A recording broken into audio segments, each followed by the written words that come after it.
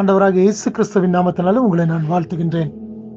இந்த கர்த்தருடைய நாளிலும் கூட நானும் நீங்களும் அவருடைய சமூகத்தில் வந்து அவரை நோக்கி பார்த்து அவர் நல்லவர் என்று சொல்லி நானும் நீங்களும் அறிக்கை செய்யும்படியான ஒரு கிருபையை நாம் பெற்றிருக்கின்றோம். இந்த நாளிலும் கூட அவருடைய மகத்துவமான உன்னதமான கிரியைகளையும் செயல்களையும் அவருடைய குணாதிசயத்தையும் நாம் நினைக்கும் பொழுது கர்த்தர் எவ்வளவு உயர்ந்தவராக இருந்தும் தாழ்மையுள்ள உங்களையும் என்னையும் அவர் நோக்கி பார்க்கின்றார்.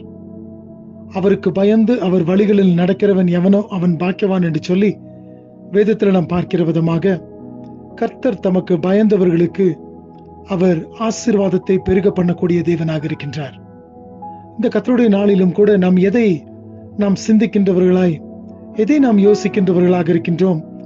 கர்த்தர் நமக்காக இந்த பூலோகத்தில் வந்ததை, கர்த்தர் இந்த பூலோகத்தில் நமக்காக வந்தது நிமித்தமாக இன்றைக்கு நானும் நீங்களும் கூட பெரிய ஒரு ஆசீர்வாதத்திற்குள்ளாய் நாம் நடத்தப்பட்டிருக்கின்றோம்.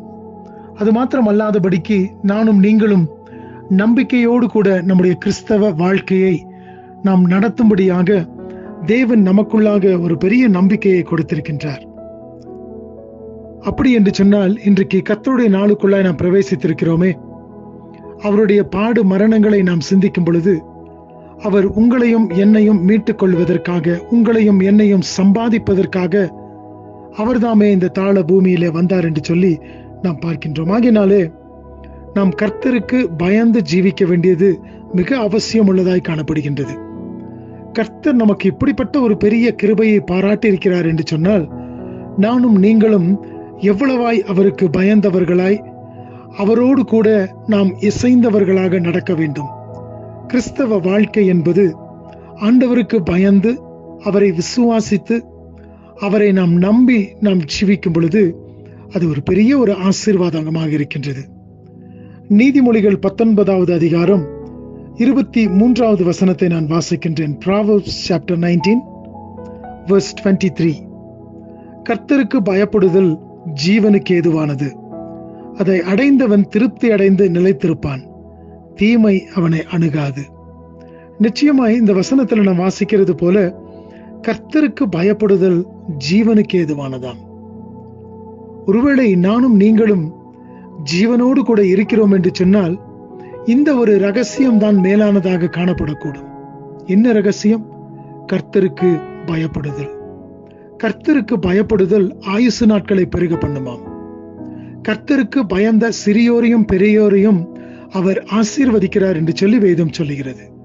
அப்படி என்று சொன்னால் இன்றைக்கு நானும் நீங்களும் அவர் இவ்வளவு பெரிய காரியத்தை, இவ்வளவு பெரிய கிரயத்தை செலுத்தி உங்களையும் என்னையும் மீட்டெடுத்திருக்கிறார் அல்லவா? அவருக்கு நாம் பயந்து ஜீவிக்க வேண்டியது எவ்வளவு அவசியம் உள்ளதா இருக்கிறது. அவருக்கு பயப்படும் பொழுது அது உலக பிரகாரமான பயத்தை போல அல்ல, அது அவரை இன்னும் நாம் அதிகமாய் நேசிக்கும்படியான ஒரு பயமாய் காணப்படுகிறது. அவருடைய குணாதிசயங்களையும் அவருடைய வல்லமையும் மகத்துவத்தையும் நாம் எண்ணி பார்க்கும் பொழுது இவ்வளவு பெரிய தேவன் என்னை நேசித்து எனக்காக தம்முடைய ஜீவனை கொடுத்திருக்கின்றாரே, இந்த தேவனுக்கு நான் பயந்து வாழ வேண்டும். அப்படி வாழும் பொழுது அது ஜீவனை நமக்கு கொடுக்கக்கூடியதா இருக்கிறதாம்.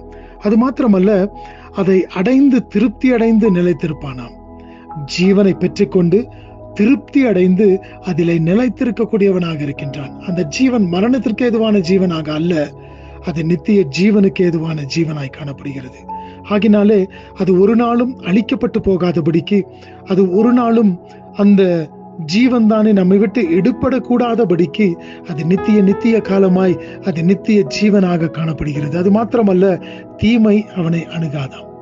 இப்படி கர்த்தருக்கு பயந்து ஜீவிக்கும் பொழுது அவர் அது ஜீவனுக்கு நல்லதாக காணப்படுகிறது. அது மாத்திரமல்ல, தீமை நம்மை அணுகாததா இருக்கிறது. இந்த நாளுக்குள்ள பிரவேசித்திருக்கும் பொழுது கர்த்தருக்கு பயந்து அவர் வழிகளில் நடக்கிறவர்களை அவர் ஆசீர்வதிப்பேன் என்று சொல்லியிருக்கின்றார் அல்லவா?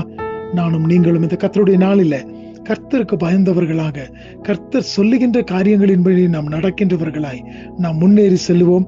தேவன் தாமே இந்த கர்த்தருடைய நாளை ஆசீர்வதித்து தருவாராக. நாம் ஆலயங்களுக்கு போய் அவரை துதித்து ஸ்தோத்தரித்து அவருடைய நாமத்தை மகிமைப்படுத்தி இந்த நாளை நாம் கொண்டாடுவோம். தேவன் தாமே உங்களை ஆசீர்வதிப்பாராக. ஆமென்.